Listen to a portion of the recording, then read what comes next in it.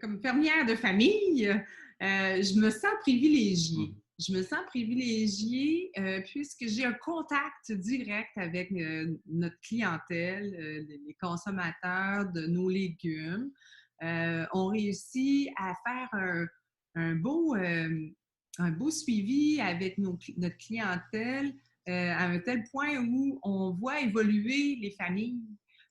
Souvent, on va rencontrer les enfants, puis on va les avoir vus grandir. Fait que pour moi, ça, je trouve que c'est un beau privilège à avoir. On aime ça, les informer. On aime ça. C'est vraiment quelque chose qui est important pour nous de pouvoir les guider dans leur découverte, parce qu'il y a des fois, il y a un peu de la découverte dans les paniers. Et puis, bon, les aider à connaître les différents légumes qu'on leur offre. C'est quelque chose, moi, qui fait mon bonheur de pouvoir avoir un lien direct avec les gens qui consomment nos produits. C'est un métier qui nous demande, qui est très exigeant, puisque, bon, il faut avoir différentes connaissances, tant au niveau de la gestion financière, gestion des ressources humaines, en plus, bon, tout le marketing, l'aspect le service à la clientèle. Donc, ça nous demande d'avoir ces compétences-là dans tous ces volets-là. Moi, de mon côté, certain que je m'occupe beaucoup de l'aspect production. Et vraiment, dans le fond, c'est un défi, en même temps, une joie vraiment totale là, de produire autant de légumes. Parce que chacun de ces légumes-là représente un défi. Généralement, il y a plusieurs femmes qui vont se concentrer sur quelques légumes. Mais nous, famille de famille, on est un peu fous. C'est carrément fou, là. Des fois, on fait 30, 35, 40 sortes de légumes, dépendamment. Et c'est certain que ça demande. On n'arrive pas à toutes les faire aussi bien que quelqu'un qui spécialise dans une production. Mais le défi pour nous, c'est d'arriver à produire autant de ces légumes et fruits-là, de respecter un horaire de production. Parce que dans le fond, on parle de 20 semaines. Là.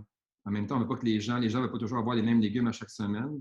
Fait que nous, c'est un peu un défi de créer un équilibre également entre les légumes qui sont plus connus. En même temps, il y a des gens qui aiment découvrir. Parce des fois, on va faire des essais, on va faire des recherches, de la recherche appliquée. On va essayer des trucs. Des fois, ça marche, des fois, ça ne marche pas. Mais en ayant autant de légumes, de diversité, on a vraiment une assurance. Là. Vous travaillez avec la nature. Comment tu paramètres tout ça pour arriver à un produit puis satisfaire les clients? Puis vous en avez à chaque année de plus en plus de clients. Bien, merci pour la question, Pascal.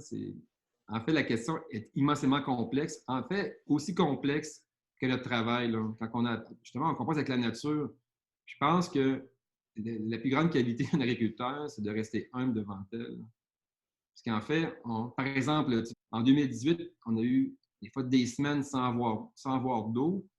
Puis à un moment donné, je m'en souviens, là, j'étais au village en train de faire des courses. À un moment donné, je regarde au loin. Oh mon Dieu, OK, il pleut fort par là-bas. Là. Je suis arrivé chez nous, c'était le déluge total. Là. En fait, il était terminé, mais il y avait eu tellement de pluie en peu de temps. C'est carrément des endroits dans les champs qu'on a dû abandonner. Il faut demeurer humble, puis en même temps, il ne faut pas penser la dominer. On essaie, même au niveau de l'agriculture biologique, on travaille dans des écosystèmes, de respecter encore là les insectes, les oiseaux, qui dans le fond, en bout de ligne, deviennent nos alliés. Là. Ça ne provise pas agriculteur bio, du jour au lendemain, tu vas produire 30-35 légumes. Ça te prend de préparation, de la formation, de la pratique. C'est un métier plus complexe qu'on peut le penser. Là.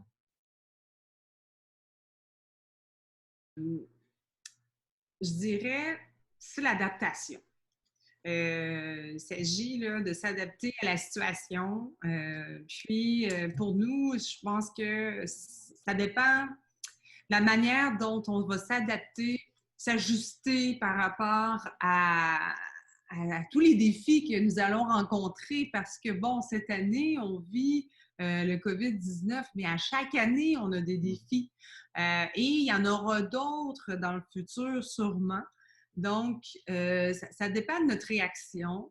Ce qui est important, je pense que c'est d'innover, de trouver peut-être des façons différentes de faire. Si on est capable de se d'agir dans ces conditions-là, puis de fournir pareil la marchandise, je pense que c'est quelque chose qui va nous aider là, dans l'avenir de notre entreprise. Je pourrais ajouter, je pense, dans le fond, peut-être des éléments, même dans le fond, que Chantal est beaucoup derrière ça. Je pense que nous, dans le fond, on est contents. Quand les gens nous disent aussi, au niveau du service à la clientèle, ici à la ferme, c'est quelque chose que même avec nos parents, nos fermes respectives, tous les deux, on a grandi là-dedans. C'est des femmes qui, dans le fond, même qui se démarquaient beaucoup, en tout cas, par la qualité de leurs produits, de leurs services.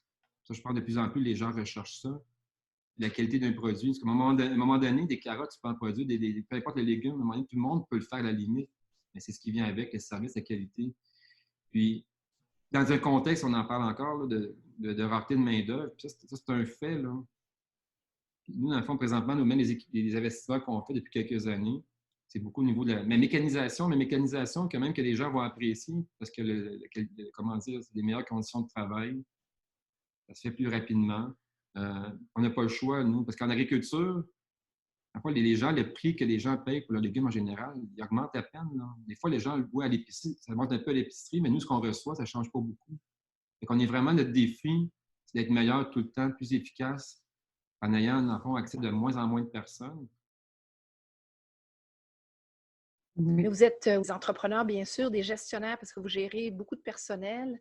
Vous êtes, d'une certaine façon, des scientifiques, des visionnaires, parce qu'il faut voir un peu vers où on s'en va, puis essayer d'anticiper, puis s'adapter, comme disait Chantal. Semeurs, récolteurs, j'ajouterais mécaniciens. Donc, vous êtes des super gestionnaires dans votre propre entreprise, mais vous travaillez aussi avec la nature, ce que les gens dans un bureau ne font pas nécessairement. Les gens dans un bureau souvent travaillent avec la nature humaine. Vous avez les humains là-dedans, mais vous avez aussi la nature physique, l'environnement. Donc, chapeau.